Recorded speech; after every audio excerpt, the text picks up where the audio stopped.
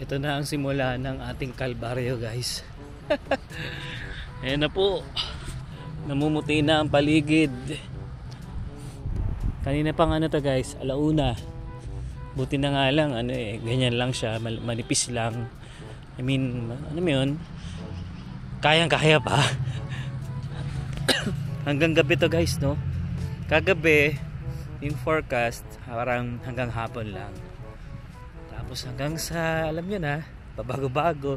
Dito naman hindi naman eksakto lagi, syempre, no? Tapos yun, hanggang ngayon. Tapos yun, kanina nung chinek namin yung weather ulit, hanggang gabi na, hanggang alas 11 ata. Tingnan ko nga.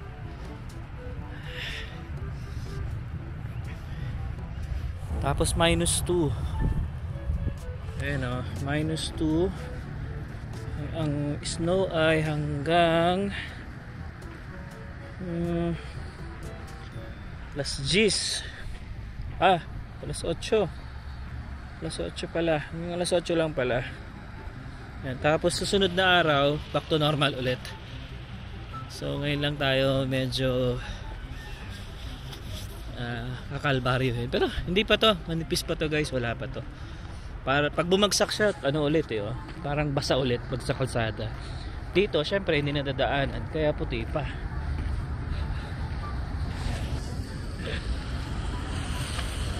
Kaya may dala na rin tayong gloves, syempre. Pero manipis pa yung dala natin, oh. Kasi kaya pa naman talaga. Okay tayo dito. Sabi nga kasama ko, kasabay ko lumabas, winter is coming. Ito na po. Oh, yun yung dinadaanan natin.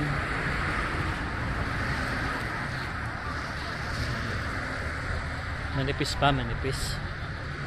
Kaya pa to. Hindi pa tayo kakabahan yan. Pero sa Banff, guys, no, parang nung nakita ko yung mga picture ni Jason, kasi pinasyal niya yung mga kaibigan niya sa Banff, yung Lake Louise, grabe, talagang mas snow na talaga.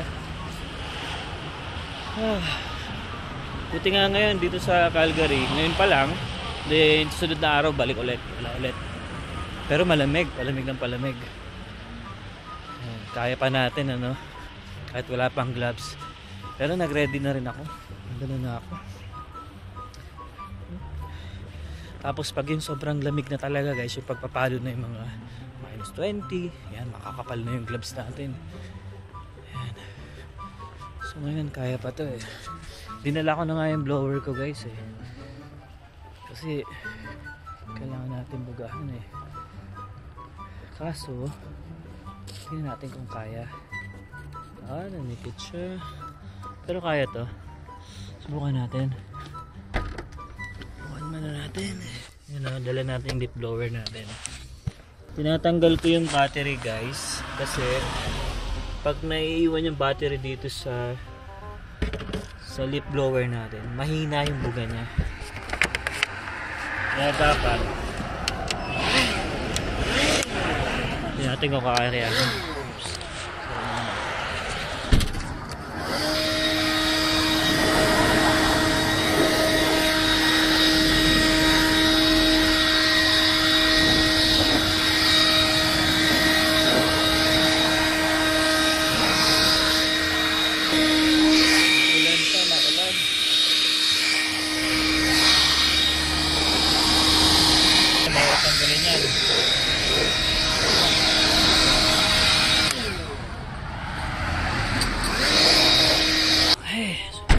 Ngayon, susundo naman tayo ngayon kay Zion.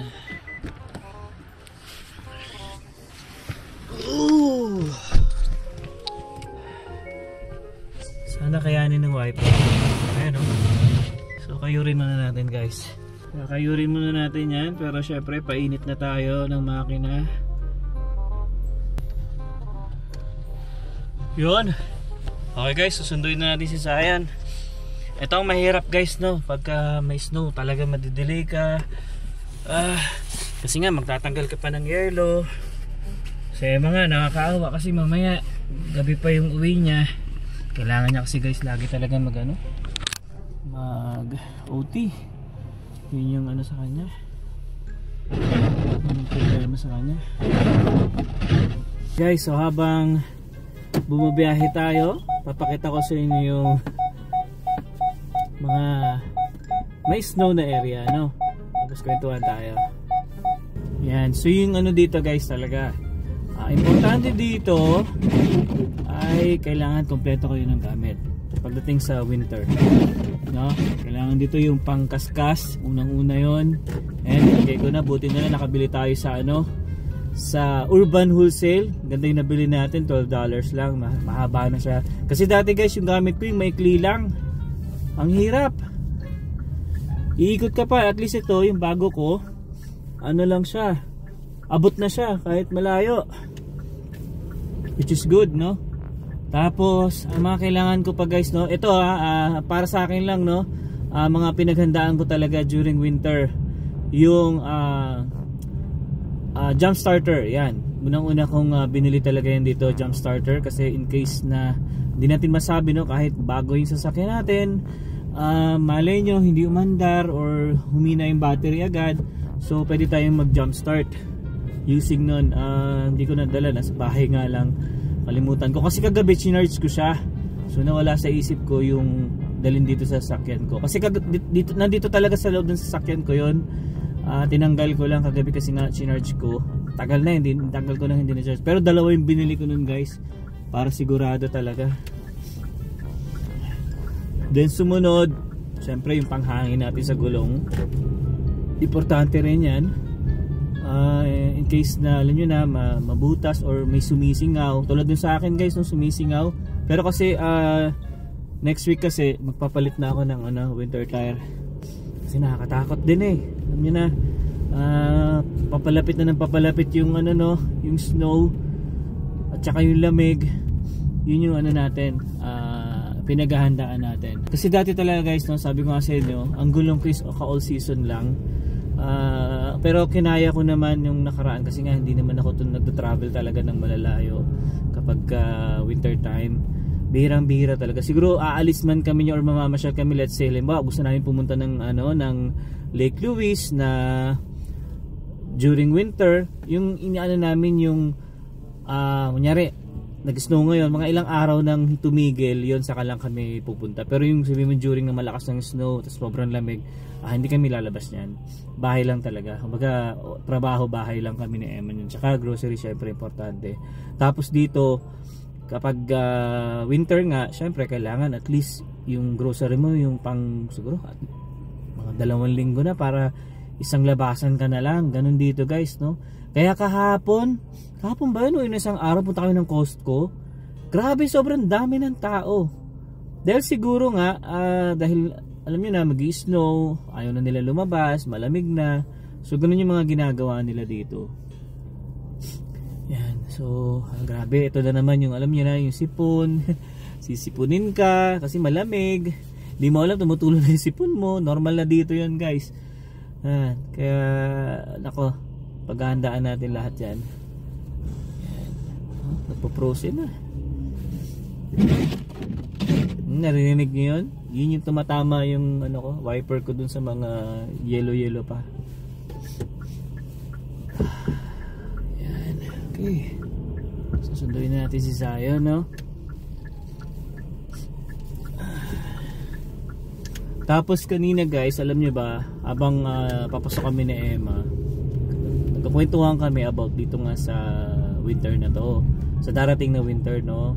Tapos sabi namin, naisip namin na siguro pagka malakas na talaga yung snow, talagang yung dire-diretso na, siguro back to commute na naman kami. Magpa-park na lang ulit kami siguro sa sa Chinook Station, ganyan. Kasi guys, talaga sa totoo lang, medyo kabado talaga ako pagka winter talaga. Medyo parang feeling ko, alam mo yun, ma-aksidente ako kasi nga madulas yung daan. Kasi first time ko talaga guys sumadsad.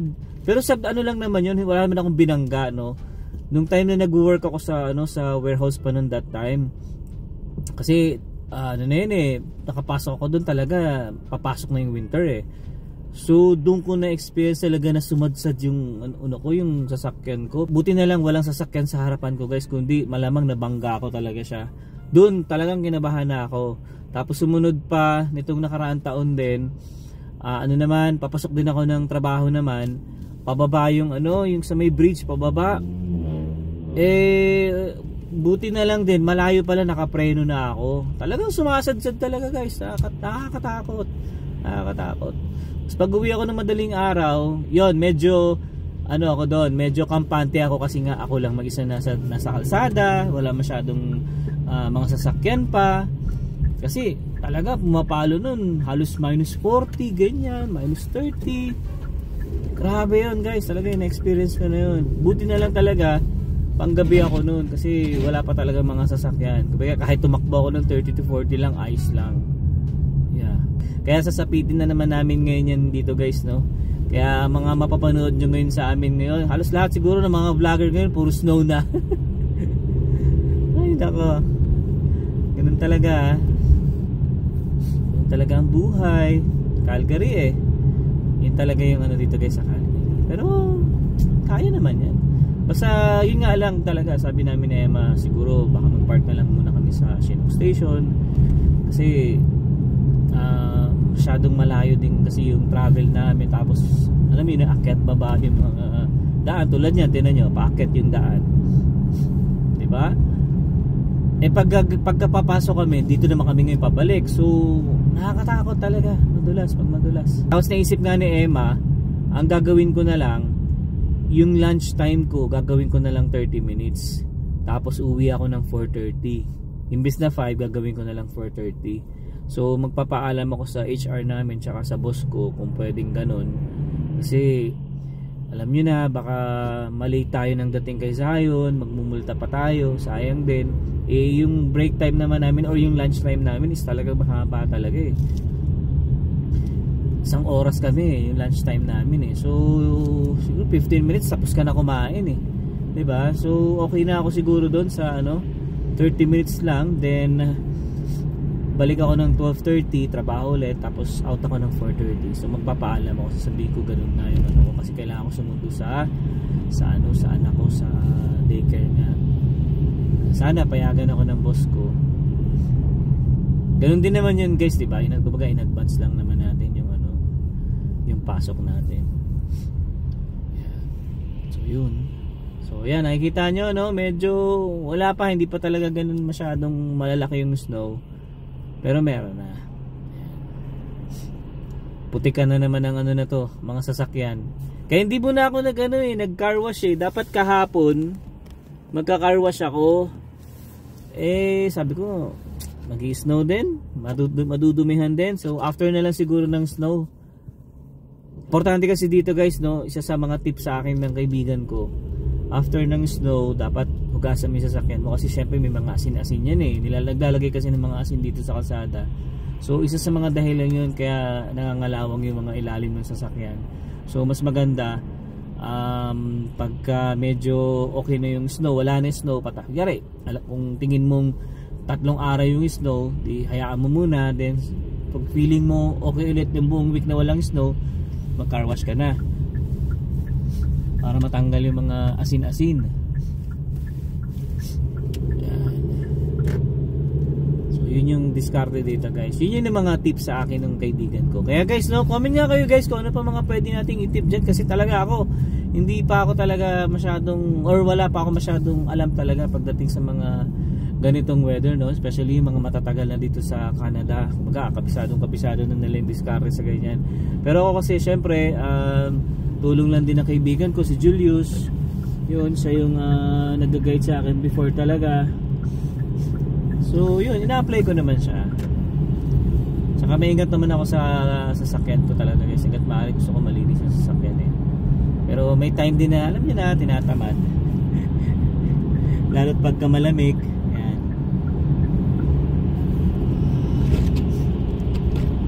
Yan. So okay pa yung kalsada guys. Kaya pa to. Eto na guys ang bahay namin. Maputi-puti na naman.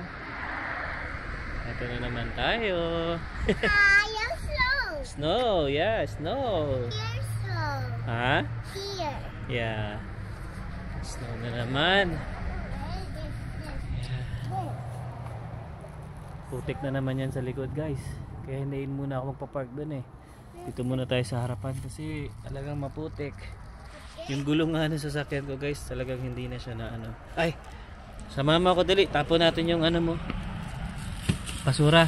Come on, dali, pakita natin sa kanila yung likod. Yan, tapon ko pala yung diaper ni Zion.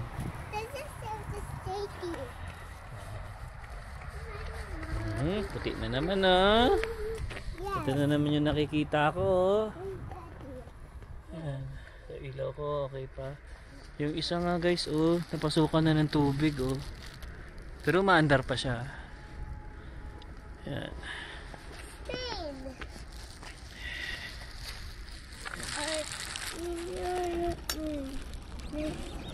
Aman.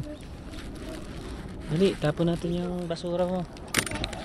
Yan, ito yung slot ko guys, no. Yan dito, oh. Ito maputik. Likod.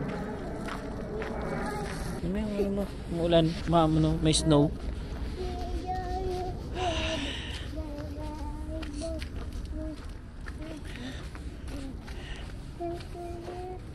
Go inside.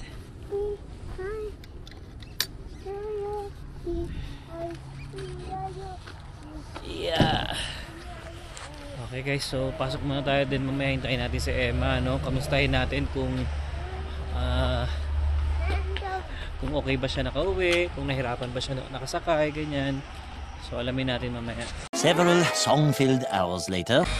Hi guys! So ito yung kinaumagahan na ng first snowfall kahapon. And syempre, bago umalis, ito tanggal muna si Alwin ng snow. So dito muna kami nagpark. Ngayong gabi lang naman dahil nga since nag-snow medyo maputik. Diba? Ayan o. So tatanggalin muna yan.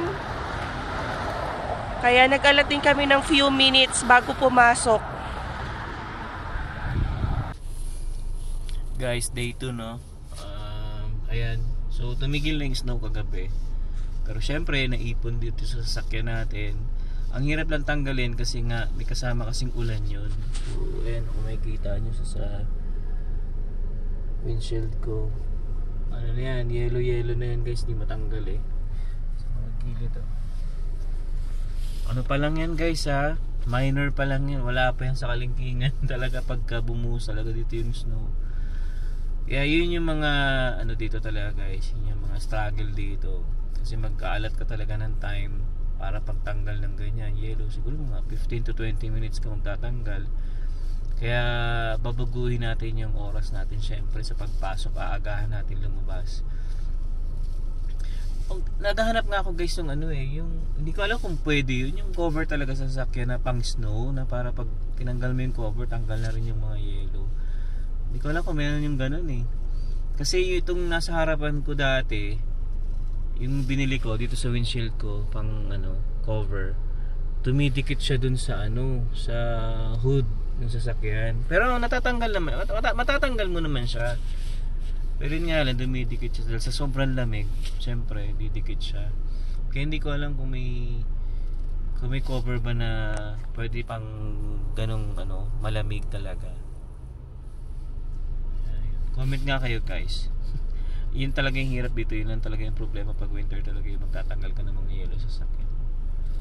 Kailangan lahat, as in dapat malinis kasi bawal din yung may maraming yellow. So yun, si Zion kapapasok lang, no, hinintay ko lang si Emma. Hinatid niya kasi si Zion. Ayan. Talagang okay na si Zion, hindi siya umiiyak.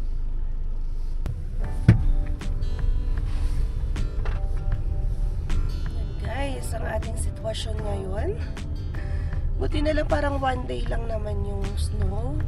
Grabe no, parang Christmas natin na yung mga bahay doon. Ay, hindi pala masyado makita dahil basa yung light pa lang yan ha? Oo, light snow pa lang yun, pero significant. So ganyan dito guys sa Calgary, nauuna yung snow kumpara sa ibang provinces. By November or December pa sila nagkaka-snow. Ilaina no, kainit-init pa, nagba-barbecue pa sila sa labas. O kahit ano, 'di ba, isang bansa lang or same Canada lang, napakalawak kasi guys ng Canada. Kaya alam niyo, parang nasa ibang mundo rin kami dito sa Calgary na nag-i-snow. So, sanayan lang din yan guys. Kaya, yan, ready na agad yung mga winter jackets natin last week para gamitan na lang ngayon. So kagabi pala, di ba nga, mag-isa lang umuwi si Emma. Kamusta ang first snow? Oh, hindi to yung first time ko ng winter, pero ngayon yung first snow ngayong taon. Kahit hindi pa nag-winter ha. So, nag-bus kasi ako pa uwi since nga kailangan na ni Alwin umuwi and pick up si Zion sa daycare. Naku guys, nanginginig yung laman ko. Ito na yung suot ko ha, winter jacket, tapos 3 layers. Pero syempre siguro yung sa pants ko yung manipis. Kaya, nanginginig yung laman ko. Kasi parang yun, ano bang weather nun? 1 or 0? Ngayon, -2. So, manginginig talaga yung laman mo kapag matagal ka nag-aantay sa bus stop. So, yun lang naman talaga yung kalaban ng mga commuters. Yung waiting time, tapos sabayan mo pa ng hangin. So, buti na lang din doon. Sa pangalawang bus stop ko, sa unang bus stop guys, walang cover, walang waiting shed. So, dapat talaga, lalabas ako ng office, tansyado ko na dadating na yung bus. Pero syempre, minsan, alam niyo yun, may mga delay, kasi nga, nag-snow na, magiging mabagal yung pag-drive nila. Depende. Pero sa pangalawang stop ko, sa downtown na yon, yun maganda kasi may waiting shed na. Although, walang heater. Kasi yung mga waiting shed sa downtown mismo, yung dati yung pumapasok ako sa seat, merong heater. Pero yung dun ako kasi sa likod, yung malapit sa Fairmont, dun ako nag-aabang, or Bankers Hall, walang heater. Pero okay lang, at least covered ako against the wind. So, yun lang naman ang ating kalbaryo na naman. And iniisip ko, ngayon lang yung snow. Baka November na ulit yung susunod. Sana. Pero sa forecast naman na nakikita natin sa phone, wala pa namang next na kasunod. Ganyan talaga dito. Parang pahapyawan ka muna. Oops, ito na. Ganun din last year. Last year ganun din. Isa-isa. Tapos diba parang wala na masyado. Kaya nga sabi nila, El Nino winter. Pero ngayon sabi nila, La Nina winter. Ewan ko lang Kaya sabi din ay magiging mas malamig. So, malamig nga naman. Oo nga. Kasi ngayon nagmamainis na tayo. Yan. And guys, build up na. Dito pa lang. Dati hindi naman kami nagbi-build up dito. So, siguro nag-slow down yung mga sasakyan na. Siyempre, madulas yung daan. Naku, takaw to sa aksidente. Kaya nga, diba sabi ko sa inyo kung saan ako nagtatrabaho, personal injury law firm yun. We cater yung mga people na victims ng accident, yung mga nababangga, rear-ended, T-boned, yung mga ganon, yung nag-roll over because yung nga, of the collision. Huwag naman sana mangyari sa atin or kung kanino man, pero ito nga daw yung peak season ng mga personal injury law firm sa dami ng aksidenteng nangyayari. Sabi ko nga, baby, kahapon sa vlog, diba nag-usap tayo kahapon na baka mag-commute tayo pag yung sobrang lakas na ng oo, yun yung isip namin. Kasi iwanan namin sasakyan sa Chinook. Iba na ang safe. Kasi downtown pa rin yun guys. Medyo mahaba yung biyahe. So may mga kakilala din naman kami na kahit sa downtown nag-work, nagpa-park pa rin sa mga Chinook station, yung mga ganyan, train station. Kasi nga mas safe na mag-train na lang. Although, ang risk nun guys hindi 100% reliable yung transit system. Minsan, nagkaka-problem. Minsan, hindi aandar. Minsan, may delay. Alam nyo yun, pwedeng mangyari. So, pwede rin kayong ma-hassle kasi malilate kayo sa work. So, balance nyo lang din. Kami inisip namin kung may mga matinding snow na nga. Ngayon kasi, although nag-snow kahapon, tingnan nyo naman, hindi naman slippery yung road. Pero, nag-slow down yung mga cars. So, ang technique dyan, siguro nga, mas agahan pa namin next time. Kasi, dapat, alam mo, yung mga ganitong kinds ng delays. Mag-adjust. So, may nag-comment pala sa atin or nag-send ng message, John Christian ba yun? Sabi niya, nag-park daw siya sa Somerset Station yata, natiketan siya. Oh. So, sabi nga namin, sa experience naman namin dito sa Chinook Station walang bayad yun guys. Wala. Walang bayad kahit maaga hanggang gabi, pag uwi sa work, wala kaming binabayad. Hindi paid parking yung dyan. Pero hindi ko nga alam ang sitwasyon sa Somerset since hindi naman kami nagpa-park doon. Siguro may area. Oo, hindi ko baka alam, boss na parkingan mo yung yung merong kasi dito sa Chinook meron ding area na parang 2 hours ka lang or 5 hours ka lang pwede mag-park. Baka doon nga. Oo. Dapat yung gitna alamin ka mo. dapat. Doon lang kami sa gitna. Basta pag nag-park ka, tingnan mo kung may mga karatula ba na hanggang 2 hours ka lang or 5 hours. May ganun kasi talaga. Basta be aware of the signs naman. Sa amin, doon kami nagpa-park sa may sign na free parking. Pero sabi nga, park at your own risk. So doon kami nagpa-park. Baka yung na-parkingan mo nga private parking or may time limit. Kasi minsan, kapag may mga, syempre alam mo yung mga PWD or for pick up lang yung doon, matitikitan ka talaga kung nagstay ka ng matagal. So check mo na lang din kung saan ka nakapag-park. Okay. So, ayun guys. Yan ang buhay namin ngayon. Yan, dahil muna napakadilim. Parang bad weather ngayon, ang hirap kumising. Oo, ganitong oras. Anyway, ganito talaga. Simula na guys ng ating Calvary. So anyway, hanggang dito na lang muna. Maraming salamat na naman sa pagsama sa aming vlog for today. So sa mga hindi pa po nakasubscribe, please consider subscribing po. And don't forget to click the notification bell para updated din kayo sa aming latest video uploads. So yeah, we'll see you again on the next one. Peace!